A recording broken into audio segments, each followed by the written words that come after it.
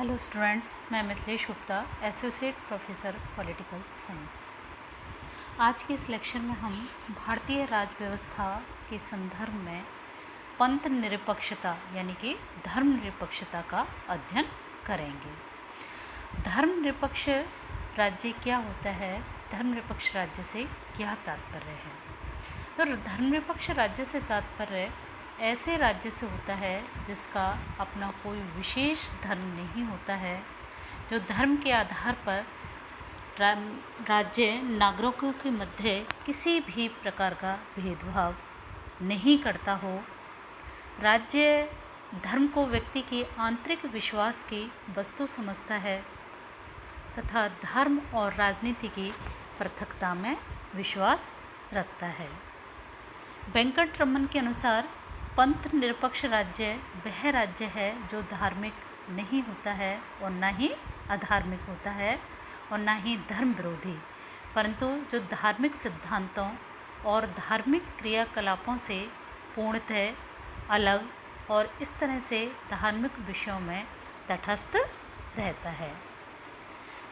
पंथ निरपेक्ष राज्य के दो प्रकार हो सकते हैं, दो रूप हो सकते हैं। पहला जो प्रकार हम ले सकते हैं कि राज्य धर्म विरोधी हो, धर्म विरोधी हो यानी कि उसकी विचारधारा ही धर्म विरोधी हो और उसी प्रकार का आचरण करे। और दूसरा प्रकार इस प्रकार हो सकता है कि राज्य धर्मों की ओर से उदासीन हो, किसी धर्म को संरक्षण ना दे, किसी धर्म से द्वेष ना करे और नागरिकों को अपनी अंतःकरण के आधार पर किसी भी धर्म को मानने की स्वतंत्रता दे। तो भारत में पंथ निरपेक्षता के दूसरे अर्थ को अंगीकार किया गया है, स्वीकार किया गया है। अब यहाँ हम ये अध्ययन करेंगे भारत में पंथ निरपेक्षता क्यों अपनाई गई है। ये एक विचारणीय प्रश्न है कि भारत प्रारंभ से ही एक धर्म प्रधान देश रहा है, फिर भारत में धर्मनिरपेक्षता, पंथ निरपेक्षता के सिद्धांत को क्यों अपनाया गया है। भारत में नए संविधान और लोकतंत्र की स्थापना करते समय पंथ निरपेक्षता का सिद्धांत अपनाया गया है, जबकि भारतीय संस्कृति का मूल मंत्र ही धर्म रहा है। धर्म ही भारतीयों का प्राण है। तो इसको भारतीय संविधान में धर्मनिरपेक्षता को अपनाए जाने के कुछ कारण हैं और उन कारणों में हम ले सकते हैं। पहला जो प्रमुख कारण है पंथ निरपेक्षता के अपनाए जाने का, वो ये है कि राष्ट्रीय आंदोलन के दौरान भारत में सांप्रदायिक राजनीति का विकास हुआ और जिसके परिणाम स्वरूप देश का विभाजन हुआ। इसी कारण संविधान निर्माताओं ने धर्म और संप्रदाय को राज्य और राजनीति से पृथक कर दिया।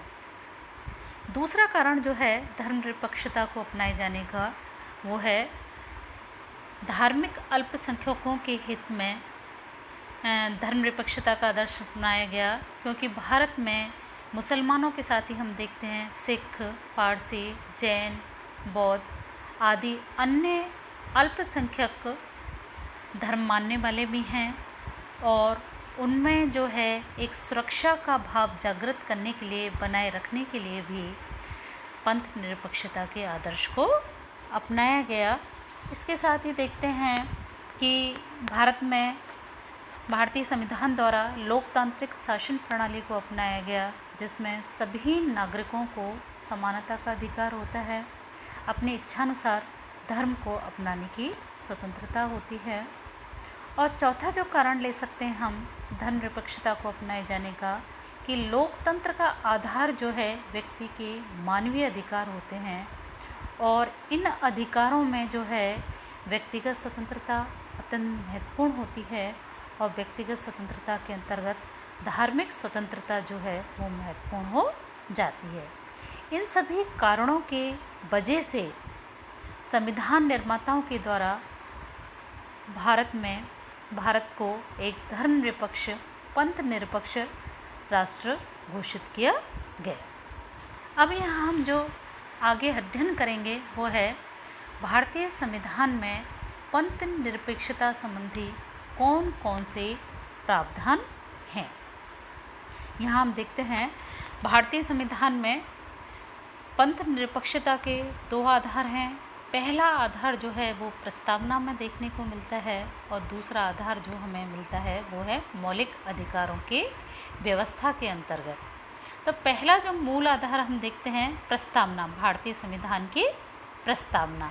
प्रस्तावना में देखते हैं हम कि प्रस्तावना में लिखा है कि विचार, अभिव्यक्ति, विश्वास, धर्म, उपासना की स्वतंत्रता सभी नागरिकों को प्राप्त होगी।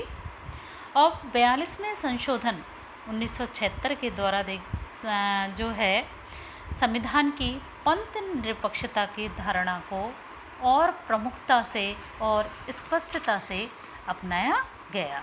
तो इस प्रकार पहला आधार हमें कहाँ देखने को मिलता है? प्रस्तावना में, कि मूल संविधान की प्रस्तावना में ही विश्वास, धर्म और उपासना की स्वतंत्रता नागरिकों को, सभी धर्मवासियों को प्रदान की गई है। दूसरा जो आधार हमें पंथ निरपेक्षता का वो है भारतीय संविधान के अंतर्गत मौलिक अधिकारों की व्यवस्था के अंतर्गत देखने को मिलती है। तो यहाँ हम देखते हैं मौलिक अधिकारों के अंतर्गत अनेक प्रावधान हैं।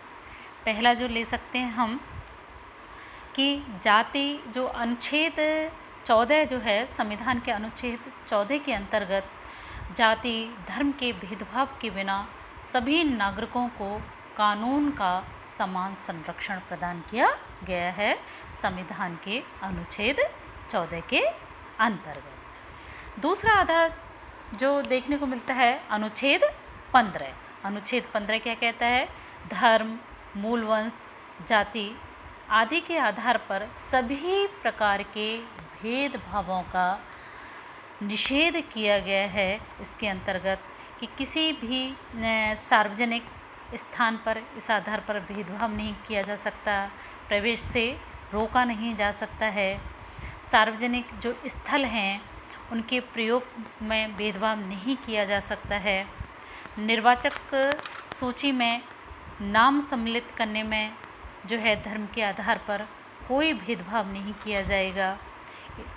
इसी प्रकार देखते हैं कि अनुच्छेद 29(2) में कहा गया है राज्य द्वारा पोषित या राज्य निधि से सहायता पाने वाली किसी भी शिक्षण संस्था में प्रवेश से किसी भी नागरिक को धर्म, मूलवंश, जाति, भाषा या इनमें से किसी भी आधार पर वंचित किया नहीं जा सकता है। भारत में नागरिकता प्रदान करने के संबंध में भी धर्म के आधार पर कोई भेदभाव नहीं किया गया है। सभी नागरिक जो अनुच्छेद भारतीय संविधान और 1955 में जो भारतीय नागरिकता अधिनियम पारित किया गया था उसके अनुसार जाति या धर्म के आधार पर नागरिकता में कोई भेदभाव नहीं किया जाएगा। इसके बाद हम देखते हैं अनुच्छेद 25 से 28 तक, भारतीय संविधान के अनुच्छेद 25 से 28 तक सभी नागरिकों को धार्मिक स्वतंत्रता का अधिकार प्रदान किया गया है। और इसके अंतर्गत देखते हैं अनुच्छेद 25 में प्रत्येक नागरिक को अंतःकरण के आधार पर धर्म को मानने, आचरण करने और प्रचार करने की स्वतंत्रता दी गई है।